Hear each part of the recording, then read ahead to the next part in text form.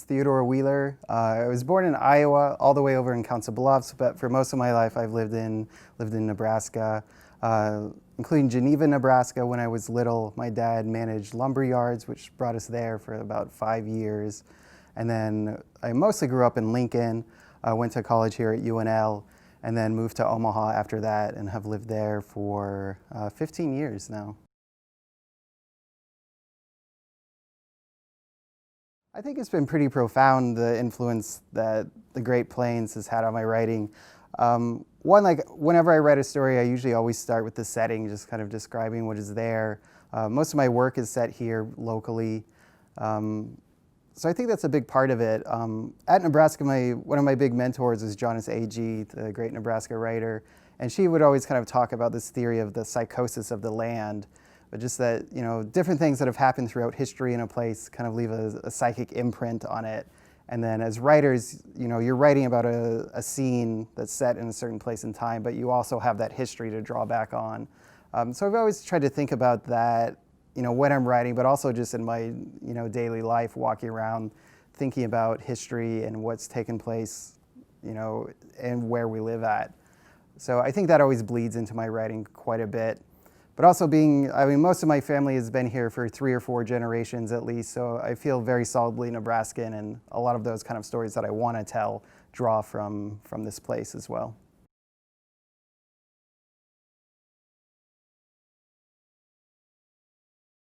So I would say most of my professors, like I mentioned Jonas Agee, also Brent Spencer, who's at Creighton, they're also married, so it's kind of a big family atmosphere in that aspect. Mary Helen Stefaniak, Susan Eisenberg, who were also at Creighton. But I would say like Brent and Jonas probably were the biggest influence, just where I'd spent so much time with them, had so many conversations out of class, just talking about, you know, what writing is, what it can do, the history of it. That they really kind of set me on the track of, you know, what I've been able to do in my writing career and where I'm headed.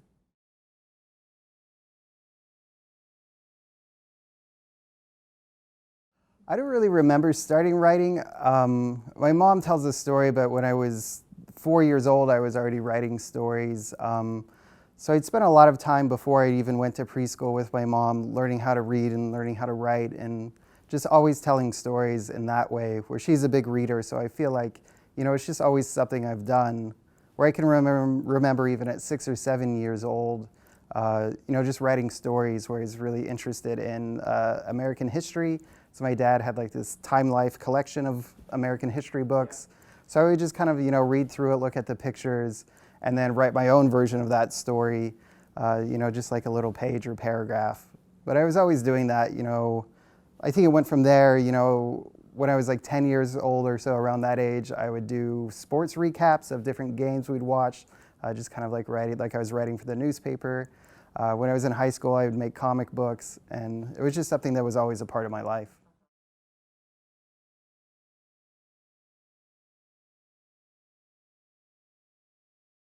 So within our other lives, I think the base story of it with Nick and Elizabeth, the main characters, they were characters that I started writing when I was in undergrad. So when I was like 20 years old, just kind of talking about their relationship, the big conflict of them, where they lose a child early in their marriage. So it's characters that I've really been writing for like 10 or 15 years and thinking about. But for some reason, I could just never really make the story work, especially as a longer work where I'd published a handful of short stories about them before.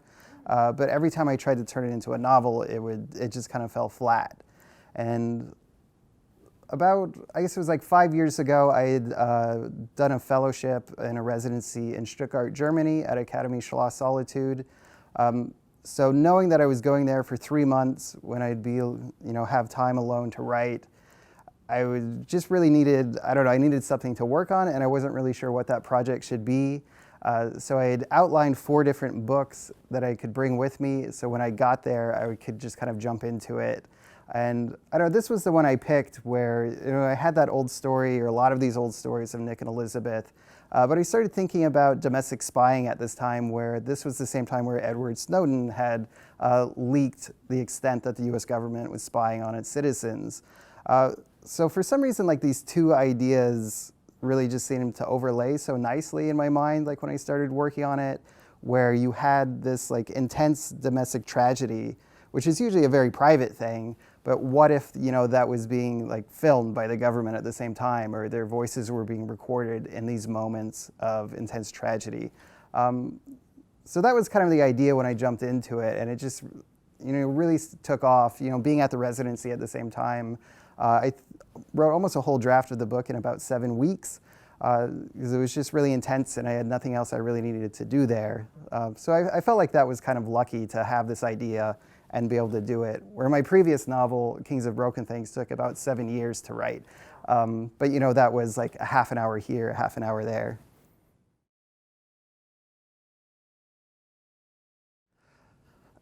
I think most of my writing is kind of topical or thematic in that way. I don't know if it's just something about my personality that makes me want to talk about these things, or if it's from the fact that I've worked as a reporter for 13 years now. So that kind of like draws me to these kind of big social issues that I think are important to talk about. So I think with all my work, like there is some underlying thing that like, the important issues of our day, or something that I want to bring more attention to.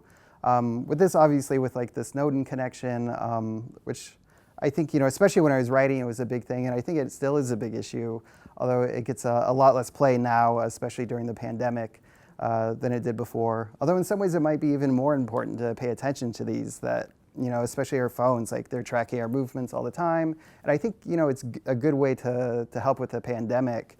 So I'm not like opposed to that necessarily. But I always just say that like the government never really gives back power that they take or authority that they assume. So it's something to keep an eye on, that 10 years from now, when we don't have to do intense contact tracing, hopefully, does the government still do that? Do these companies still do that, even though there's not necessarily a public good tied to it at that time?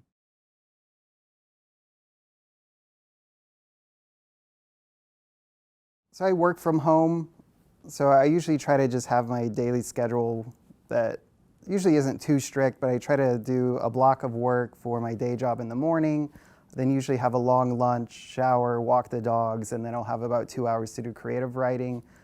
So, I mean, that can be kind of flexible, whether, I'm actually writing or I'm revising or researching. It's just kind of devoted to that part of my writing life, I guess. So I always try to stick to that.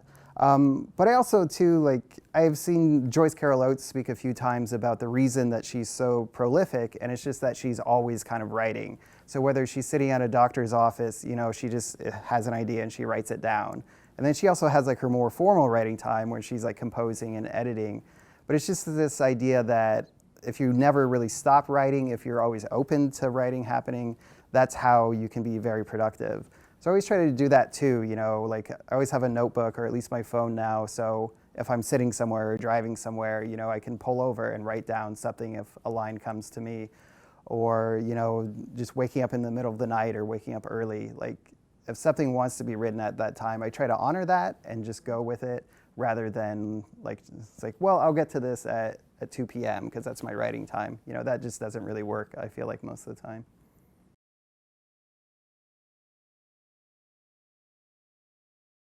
I think, I don't know, my writing group tells me that I definitely have a distinct style, that they know something, that like, oh, this is a TED story, which they claim is a really good thing. I always feel like it's hard to write a new story, because there is just, it's different characters. I always think of a different narrator. Like, I don't think of myself as the narrator of any of my stories. So it takes a long time to kind of hear that.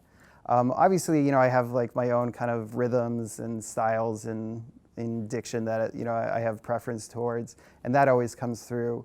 And I think I don't know, probably the bigger thing is just finding that voice and finding the rhythm of a story, where I always try to be really conscious of rhythm quite a bit, even to the point where when I'm reading things out loud and during editing or drafting it, I just kind of tap along to what I think the rhythm of the voice is, just to get that cadence. And like once I get it, then I can keep it usually. But it's just a lot of listening to the story. So, I mean, probably that's where a lot of it comes from, where I maybe just kind of partial to certain rhythms more than others, and then end up repeating them.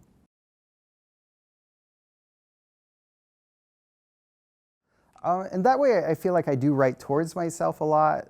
Like, I mean, just kind of the general rule that if like I find something kind of boring or uninteresting, then I shouldn't expect anybody else to be interested by it. So I mean, in some ways, my first judge is always myself in that way.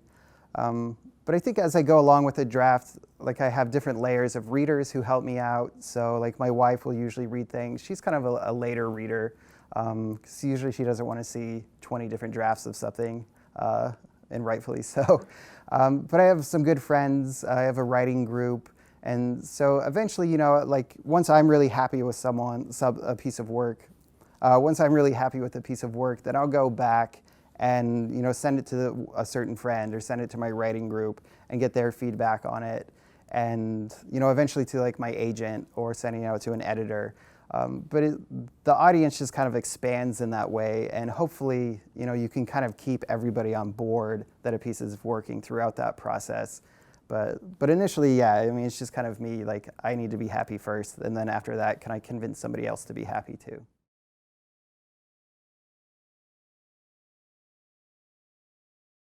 Mostly I'm just trying to get them to feel something. You know, talking about being a topical writer, so my first novel was set around the Omaha race riot of 1919 and the lynching of Will Brown. So it's just trying to get people to understand, I guess, somewhat about what that event was about, like what it felt like to be there, the motivations and the emotions that went into it, and to get them to feel along with that. Because I mean, specifically with that one, where I mean, there were quite a few people who weren't even aware of the history that there was, you know, such a notorious lynching that happened in Nebraska. So there's the educational aspect to it, but also just trying to push along with that. And you know, people remember things that they have an emotional attachment to.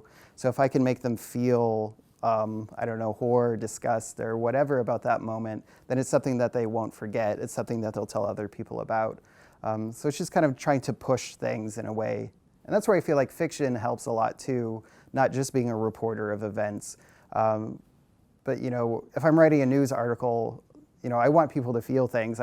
But it's mostly, you know, informational. Like I want to educate people about what's happening, and I don't have the latitude to you know, tilt events or to put different shade on things that I do when I'm writing fiction.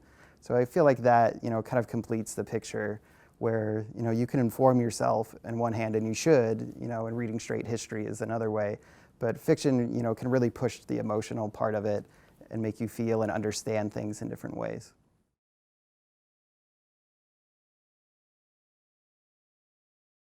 I mean, kind of the old like advice on that is that you have to become a great reader before you can become a good writer, I think.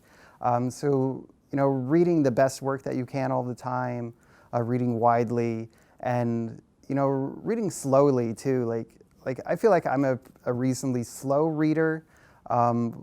And most writers that I know are too. Like I was really surprised when I went to grad school, because I was kind of embarrassed that I read slow, and then it's like, oh, I can't keep up, you know, like I'll just get left behind everyone else.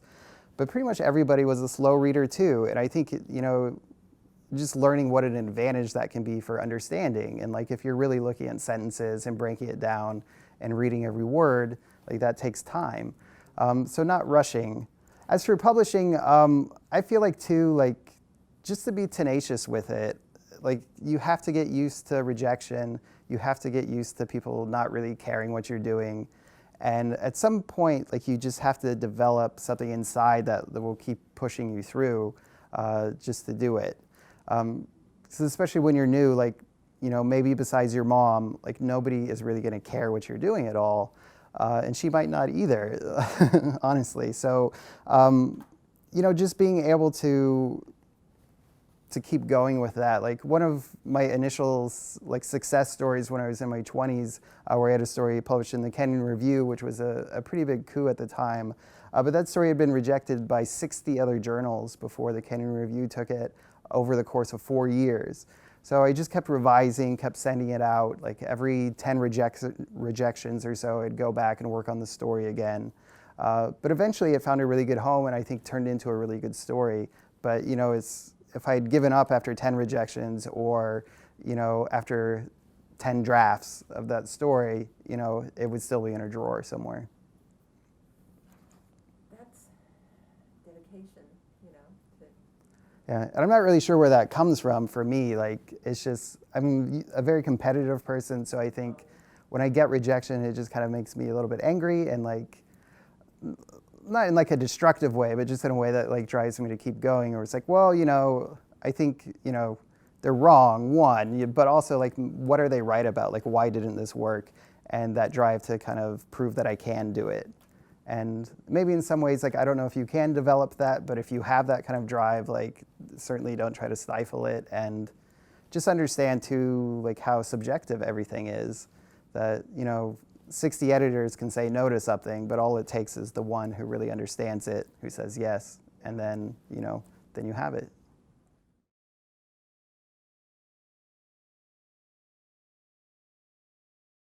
A new book now. In the spring, I'd won a National Endowment for the Arts Fellowship to work on a new novel that's set during World War II.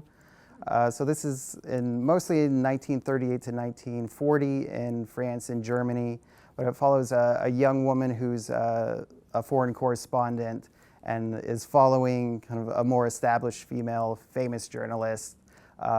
So the older one is based off of Jane Anderson, who was a real-life character where she had reported from the trenches in World War I. She was actually the first woman to fly in an airplane over London and kind of did all these celebrity journalism things and became pretty famous in her day. But she ended up doing radio broadcasts for the Nazis during World War II because she had become a fascist during the Spanish Civil War.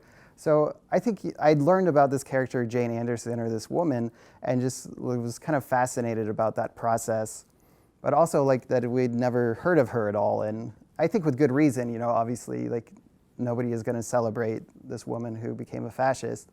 But just kind of thinking about how that happened, and specifically in that moment when the United States was really undecided about what we wanted to do in the war, or like where we would fall. So, I mean, it's pretty new drafts now, but I think it's a lot of interesting stuff to write around and think about. So hopefully it turns into a good book at some point. So the Dundee Book Company, I mean, it had kind of started a few years ago, or for a number of years, where we live in Dundee, but Dundee doesn't have an independent bookstore, where feel like in most cities a similar neighborhood like that does. It's just kind of a fixture of the quaint historic neighborhood to have a quaint independent bookstore. So I think after a certain point where we had just kind of been complaining that nobody was doing this, we decided that we should either shut up about it or try something ourselves. And at the same time, we didn't really want to go get a lot of loans to open up a shop. Didn't really want to quit our day jobs to open up a retail spot. So the smallest thing we could do that was still that idea was to do this pop-up. So I designed a book cart that's made out of rescued barn wood. It comes apart in two pieces, slides together, and will slide into the trunk of our car.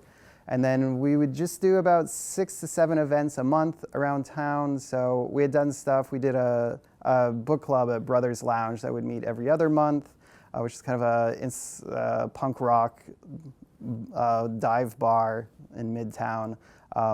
It's kind of an institution at this point, which seems somewhat of a oxymoron to have an institution punk bar. But so we do that. I mean, we'd done events at churches before, coffee shops. I also help with a literary themed pub quiz in Dundee, so we'd set up there. Help local authors do their book release parties and things like that, where it just kind of makes it seem like more of an event.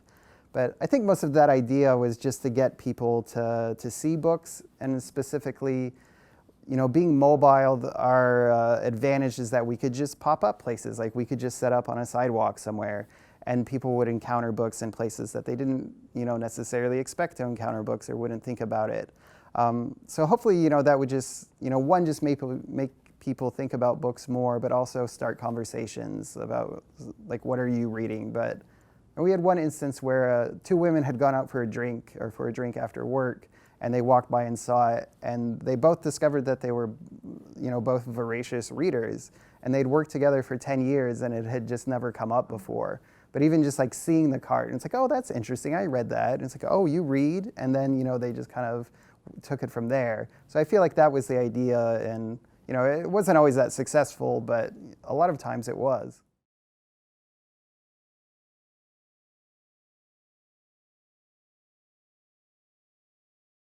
Hello from the Jane Pope Geske Heritage Room of Nebraska Authors in Bennett Martin Public Library.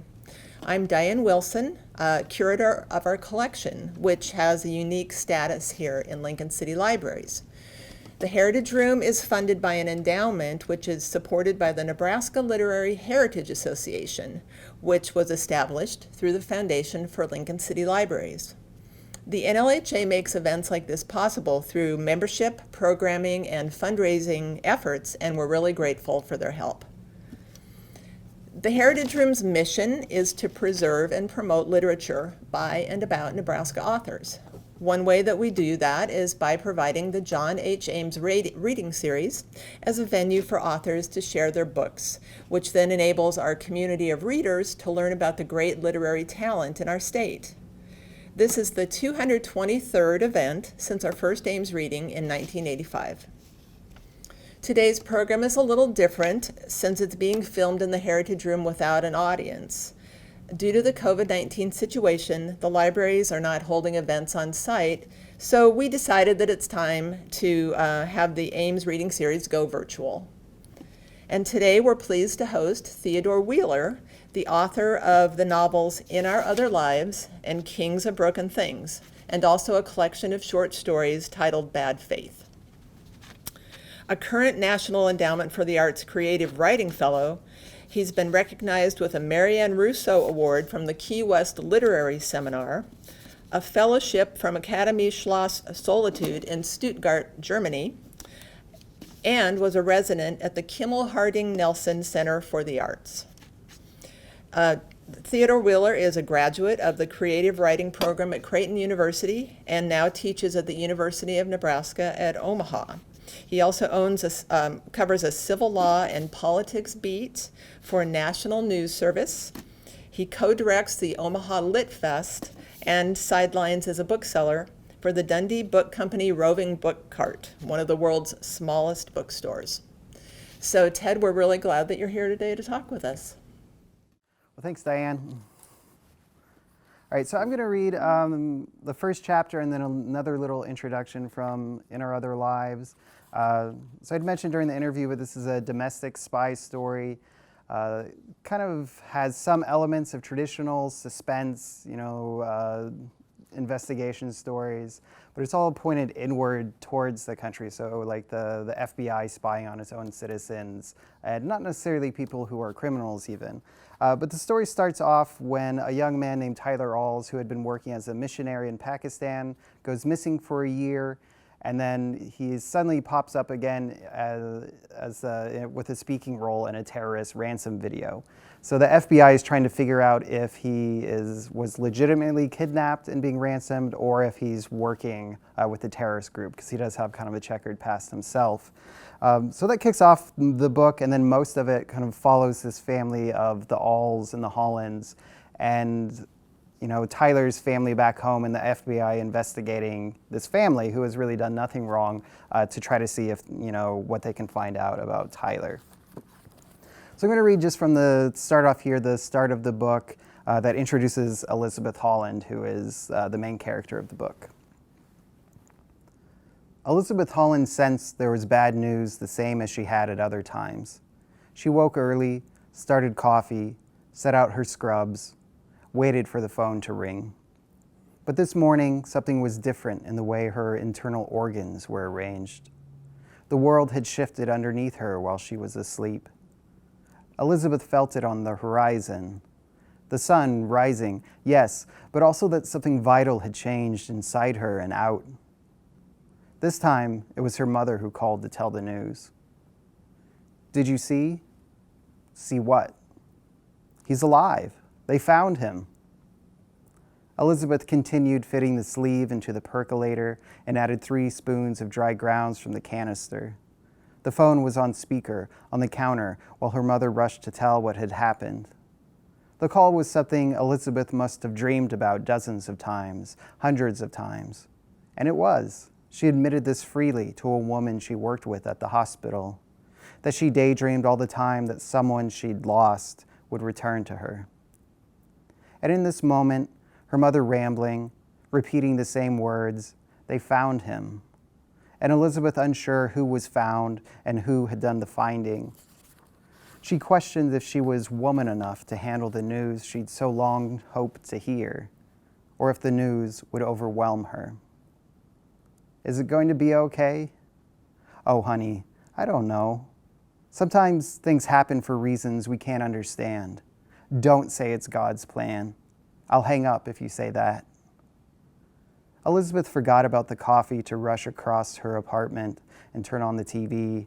Then she saw Tyler in a glitching, wavy video, a 10-second clip looped on cable news. The title read, "Missing American Found. Turncoat?" The cable news anchor verified that the man's identity had only just then been confirmed by the government, and that the man in the video was Tyler Alls. Elizabeth knew the man in the video was Tyler Alls, her kid brother, missing in Pakistan 9 months by then, supposedly on a missionary trip. Under a dappa cap and patchy beard, Tyler, the block shape of his head, his stringy ginger hair falling long down the sides of his skull, his gray eyes, his gaze slightly diverted, always, because he was timid. It's Tyler. Yes, Tyler. There would be thousands of questions to ask and answer because of that video of Tyler Alls in an Afghani cave. But Elizabeth didn't worry about all that. In this moment of simultaneous joy and dread, Elizabeth felt sorry for herself. She hung up the phone and returned to brewing coffee as the weight of her mysteries puzzled the new design on her shoulders. That she married and lost love young. That she only briefly was a mother before that too escaped her. That her son died 2 months old and she'd lived alone since then. That her brother, her parents, she'd never known exactly what to think about them. She watched the drips drop into the pot, trying to grasp what the video was going to mean for her family, for her parents, and for Tyler. If Tyler really was alive, for one thing, and if he could ever come home. And if it would have, in fact, been better if he died hiking, like they believed he had while evangelizing in Pakistan, instead of being in the hands of terrorists. Or if he was one of them. Elizabeth struggled to keep her mind on anything. She thought of her husband. Maybe it was wrong of her, but when her mother called and said they found him, Elizabeth thought, she'd hoped, it was her husband who'd been found. Her husband, Nick Holland, who was also missing for 3 years by then. Nick ran off on his own volition, and nobody was looking for him. Elizabeth didn't know this at the time. How could she? But Nick would show up in Omaha not long after this morning. Once the pot was brewed, she poured herself a cup, stirred in 2 spoons of sugar, but didn't sip. The aroma made her gag. She poured the entire pot into the sink, unthinking, washed it away with clean water from the tap, then took a Coke from the fridge because she needed something sweet.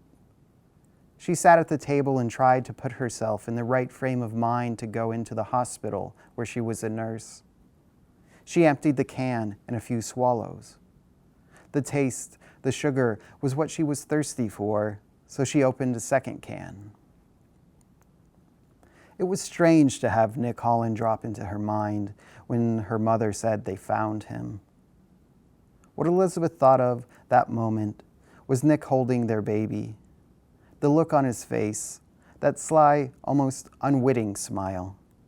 Nick so pleased with whatever joke he was keeping to himself, because her mother had put his son in a silk baptismal gown, what he'd called a dress. She and Nick lived in a 1-bedroom ground floor in Chicago then, her dad poking around, an armchair flipped over on its top so he could fix where a spindle out unglued from his joint. Her mom practically pacing, manic, trying to explain the historical significance, the family lore, trying to explain the 3 generations of the pretty white gown she brought to put on Caleb. Nick was the one who dressed the baby in the gown, who slid white silk over newborn head and tightened the pleats with a sash. all with Deb Alls trying to interfere over his shoulder, all without the baby crying. Elizabeth's parents, her mother especially, weren't comfortable with the fact that Nick had no religion, that he was godless, as they called it. Elizabeth even concealed how Nick was never baptized. Of course he was, Elizabeth lied on the phone to her parents when she called to tell them that she'd married Nick. Everybody in Nebraska is baptized, which is where Nick came from. This had to be the reason the Alls rushed down to Chicago the instant Caleb was born. Elizabeth's mother clutching the paperboard box that held the silk gown like it was a religious artifact, like it was the Shroud of Turin she dug out of their attic in Wisconsin. Already the Alls didn't like Nick. He was 8 years older than their daughter. She was only 23 when she married him. And his godlessness made this gap harder to stomach. Still, couldn't they have left that gown in the car? Nick's bemusement at the situation delighted Elizabeth. He was quietly perplexed as he listened to Deb Alls go on about sacraments, baptism, reconciliation, etc., etc. Nick strolled to the window with the baby to look where a guy was trying to tip a Chevy Metro over a snowbank without getting high-centered.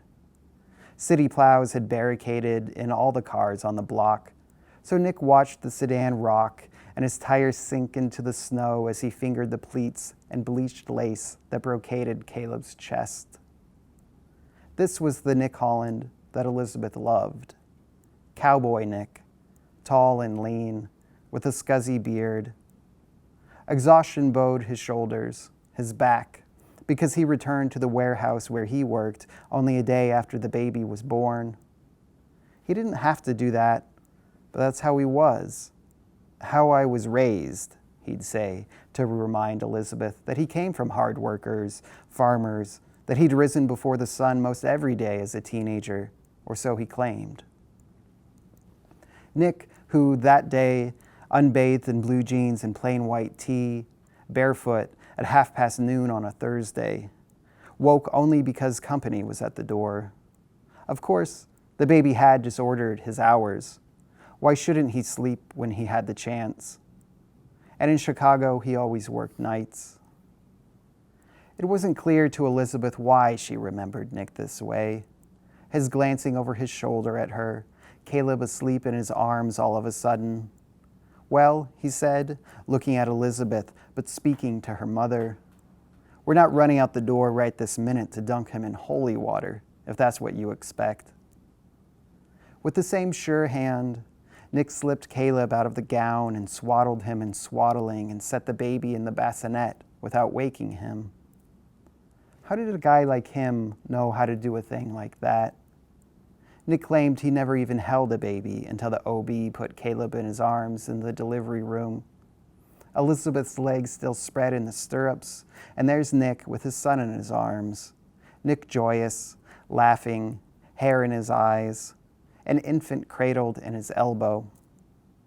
Was that a natural component of the cogs that made Nick Holland tick? Dusty good looks, a strong mind for trivial knowledge, a soft and assured touch with infants? And if this was so, this last component, then why did Nick run off and leave her and the baby so soon after that day?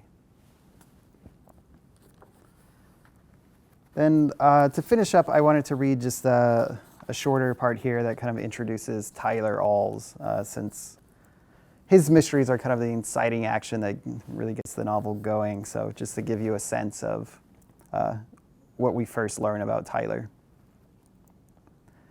There are plenty of mysteries in the files, but no dispute that Tyler Alls traveled to Pakistan in August 2007 and was last seen shortly before Christmas that year, traveling west to the Afghani border in the passenger seat of a bright yellow Suzuki wagon operated by a man who was a known associate of the Haqqani terrorist network.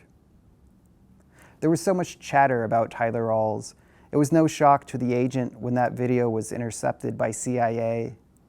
This was months before it would air on TV, though it shouldn't come as a surprise that several agencies secured copies well before then. The All's name was on Schwaller's radar, certainly. The flights Tyler took to Central Asia, including 2 previous trips to Pakistan. How he quit ROTC because of philosophical differences, which happened to some people, gung-ho as a freshman, then by sophomore year soapboxing on the quad about how capitalist imperialism will destroy the world, how we're enslaved to corporations, how we had it coming on 9/11, etc., etc. And you could only speculate why somebody like that volunteered for ROTC in the first place. That's how it was with Tyler Alls. Things soured.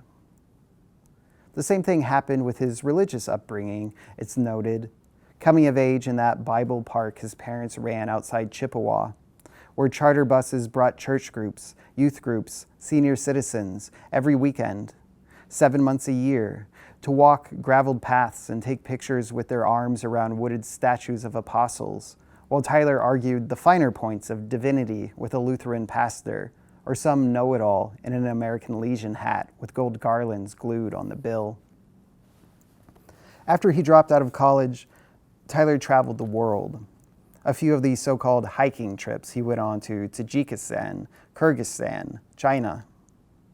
This is 2002 we're talking about, when Tyler borrowed library books about the Silk Road and Mujahideen.